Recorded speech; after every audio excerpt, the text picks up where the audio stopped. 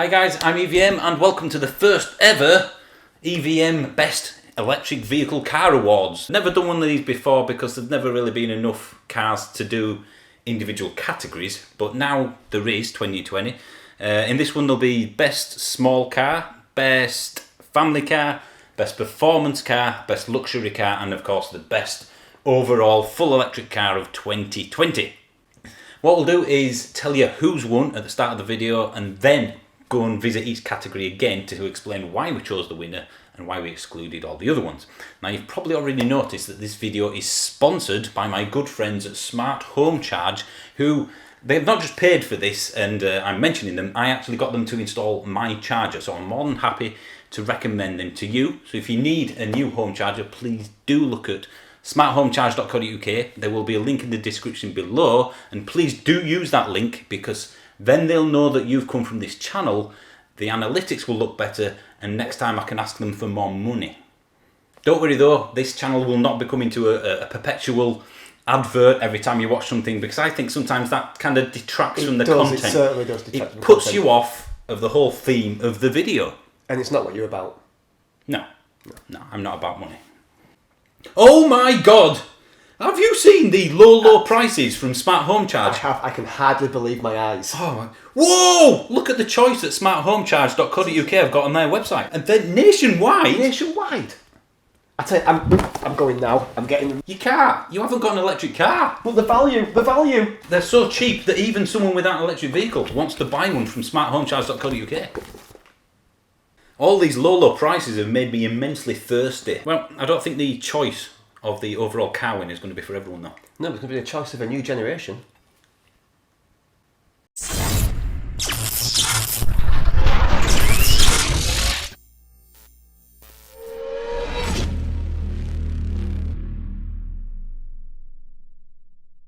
Right, let's start with the ground rules before we tell you who's won what. Basically, the car has to be out in 2020, and by that I mean delivered to at least one person or predicted to be delivered to at least one person this year. In the UK. In the UK, that's very important. The Tesla Model Y, just to stop getting another 50,000 comments from people, isn't due to be out in this in the UK this year, so it's not included in this video. So out this year, and basically a full electric car, no hybrids. Now obviously it's very hard to do what's the best small car, what's the best family car, because there are so many different categories. Clearly an £80,000 family car is going to be better than a £20,000 one, but there's value, there's expectations. Yeah, that's a big one. Is an £80,000 car as good as you expect it to be? Is a £20,000 car as good or better than you expect it to be? So there's many variables. No doubt a lot of people won't agree with our winners on this one. Yep. If you don't, then please feel free to start your own YouTube channel and do your own video. Right, let's start with the best small battery electric vehicle. This is one that we couldn't really agree on. No. And the only really one that probably the hardest one, wasn't it, this for us? Yes, there were two clear almost winners. Yeah.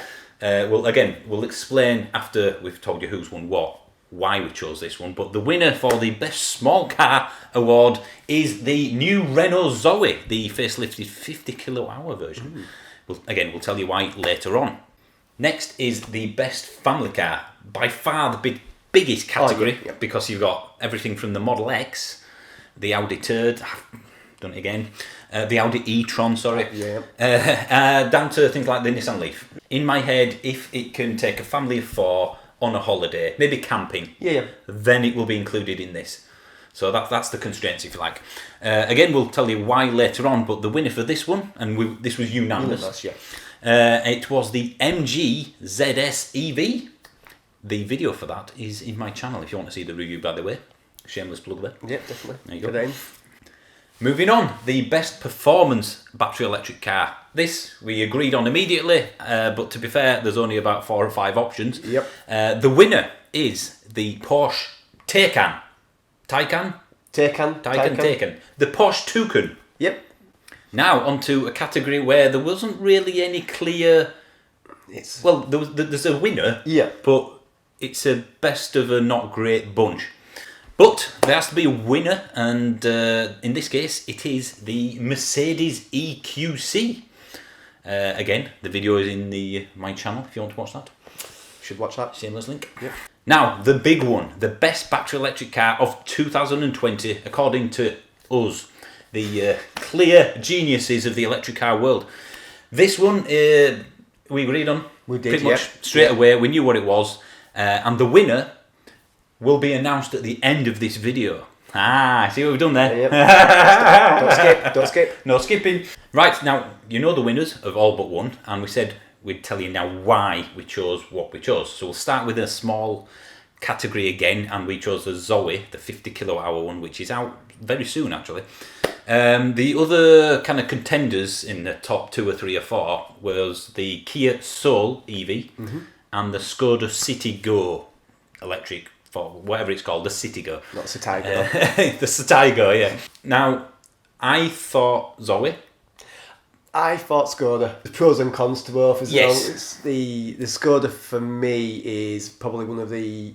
It's a car that could be your first car. You just pass your test. And it's the cheapest one on you go that. to the dealer. Yeah, exactly, for that reason. For 70, it's £3,000 cheaper than the E-Up. It does about 125 miles of range. And there's nothing closer to it in price, really. So the reason why we ultimately went for the Zoe is because you'll get well over 200 miles of range.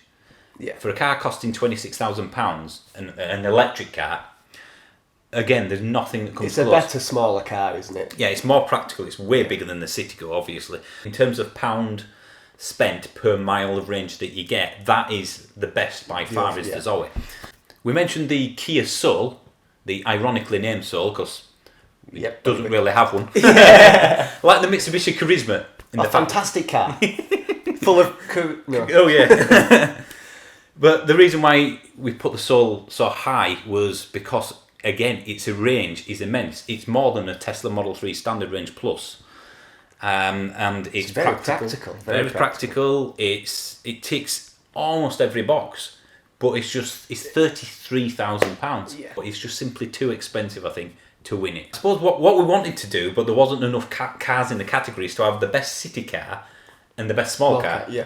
Maybe next year? Yeah, maybe. So I guess you could say the Skoda would have won the best city car because it's £3,000 cheaper than the E-Up and it's the same thing. Yeah.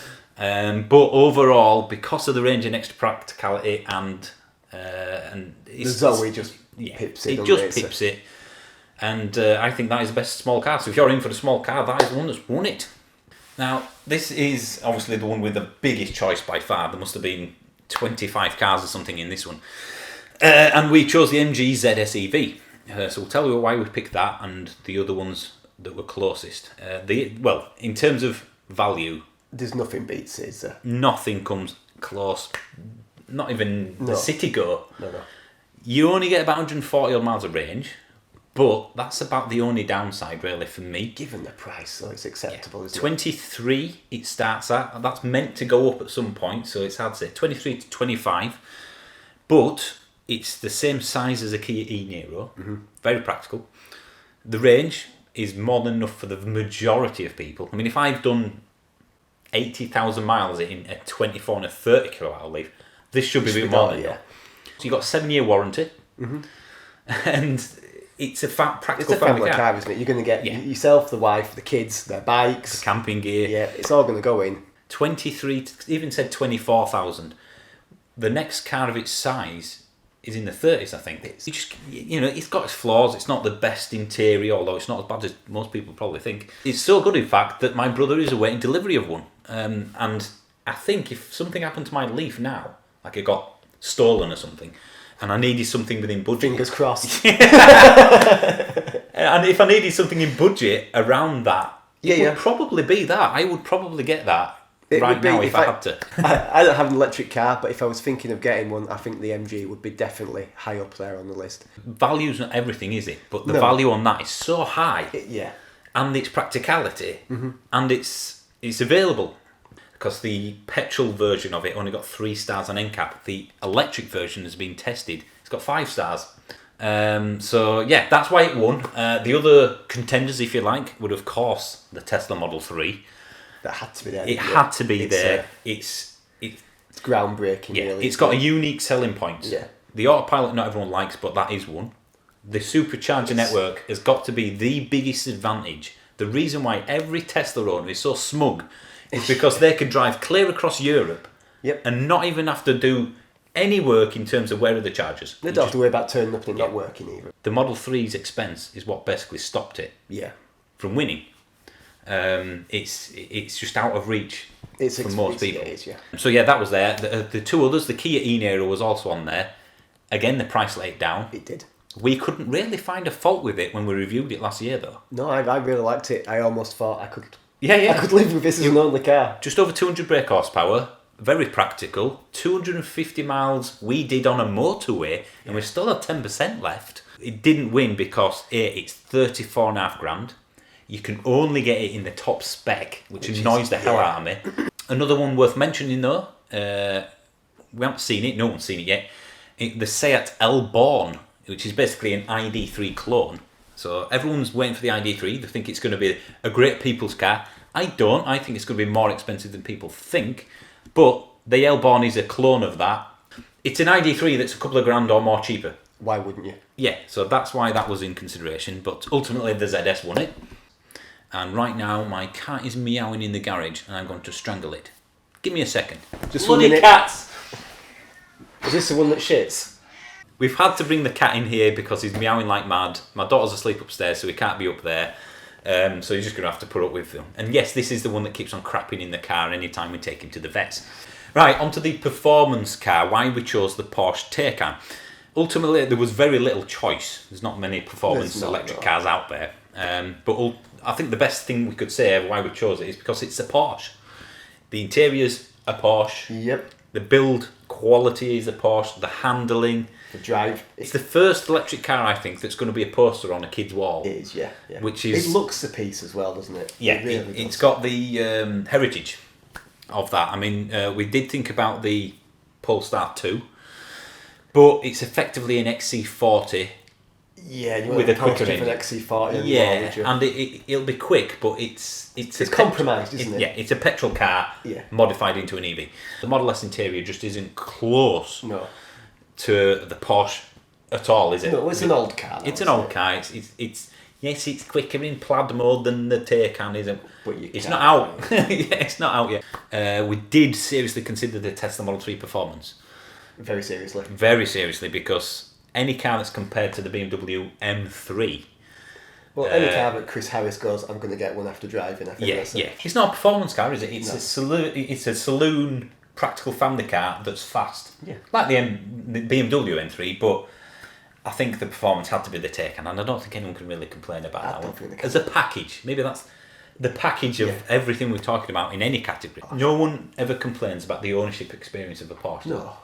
And I think it's the package. So that's the performance category. Mm-hmm. Right, onto the luxury category now.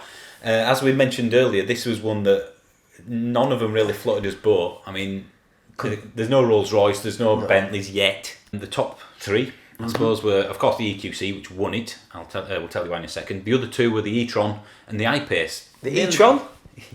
I know, the car that people think I hate, and if they actually paid attention to the video I did on it, the review, I didn't hate it. It's just the car that bored me to death. If you played top trumps, it doesn't win on anything. It wouldn't win anything, no. It's not the fastest, it's not the most practical, it's not the most luxurious, it's not the most comfortable.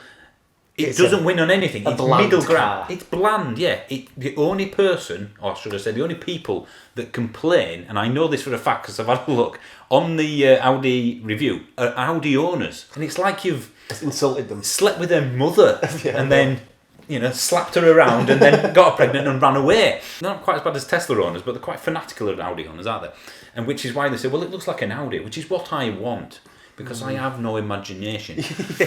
It didn't meet expectation. It wasn't a 70, 80 grand car. In fact, I can prove this. Look at every Audi e-tron review on anywhere, whether it's YouTube or on TV. The first thing and the main thing people focus on is how cool the charging flap is. Yeah, that's it. That's it. If that's the best thing people can think of to talk about on that car, it's not very good. The other one, the I-Pace, borderline luxury car. given what we have to choose from. Yeah, it is a luxury car, but it's not quite that level. It's cheaper. It's about 10-15 grand cheaper than these. Jaguar could be classed as luxury. Yeah, they do some luxury. It is, isn't it? But they just don't have that build quality level or refinement of Mercedes and Audi. Yeah. The EQC, again, not without its flaws. It's basically an adapted petrol car. Tunnel. Yes, my favourite annoyance in the world. The massive transmission tunnel in the middle with no transmission in it. Yep. If someone said to me, I've got a luxurious... Chauffeuring. Yeah, a chauffeur. I want a full electric car and I want it to be a luxurious electric car. Which one would you get? Model S. If I was an airport shuttle driver or something, I would have the EQC. I mean, it's a Mercedes in it. Right, well, that was why we chose what we chose in its category. But, of course, there's still the overall winner, the coveted EVM Best Electric Car of 2020 award, which... I'm sure all the motoring journalists are waiting to hear this. Trophy. Oh. I've got special... No expense spent there. Funnily enough, this didn't win any of the other categories. It didn't, no. Because this is the overall, a package. Mm-hmm. In the middle of that, you couldn't have come in at a worse time. Come in. Don't worry, no one will notice you're not wearing a bra. Come on then. We were just talking about the best overall electric vehicle. We were just about to announce which one won. Which is your favourite electric vehicle? Can I say the Tesla Model 3? Oh, there we go. Yeah. Is that the right one? That is the right one. The All Tesla right. Model 3 Performance. Under pressure. There you go.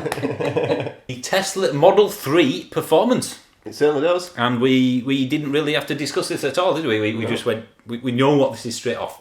It's the package you get with the Tesla Model 3.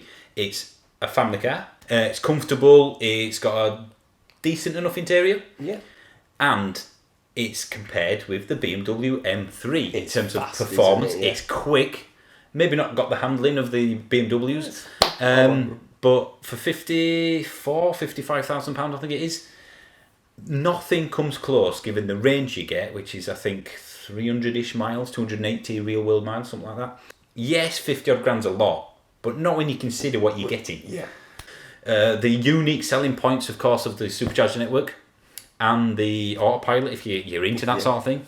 You're buying BMW M3 Performance from a full electric car, which is going to be cheap to run. Maybe not the best in the categories, but it covers every base. It does, yeah. Range, practicality, performance, handling, four-wheel drive. Yeah. And I think it looks good as well. I can't think of anything bad to say about the Model 3 Performance. No, apart from maybe the price. It ticks a lot of boxes, doesn't it? Yeah. And again, if someone's saying, how can you make a £55,000 car the best EV? It's not just about price.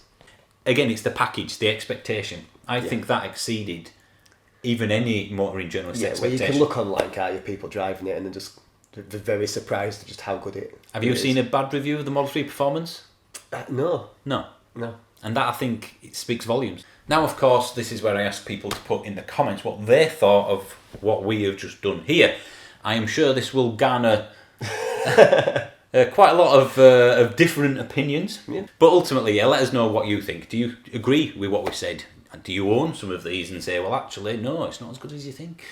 Whatever. Let us know in the comments. And I look forward to next year, really, because I think next year is going to be the boom year. Yeah. Please subscribe, actually. We've just looked at the analytics. 72% of people who watched the videos over the last month are not subscribers. It really does make a difference. And let's say a big thank you to Smart Home Charge as well for sponsoring. So yes, thank you for watching. Thank you to Boot Metric Harry. I'm hoping to get hold of a couple of these cars, including the Citigo Me E-Up sort of one. So I'm interested. I'm interested to see if we'll get at least one Harry out of the boot. Possibly. For Citigo. I can't plan it. Up against the window. So yeah, thanks for watching, guys, and we'll see you soon. See you later.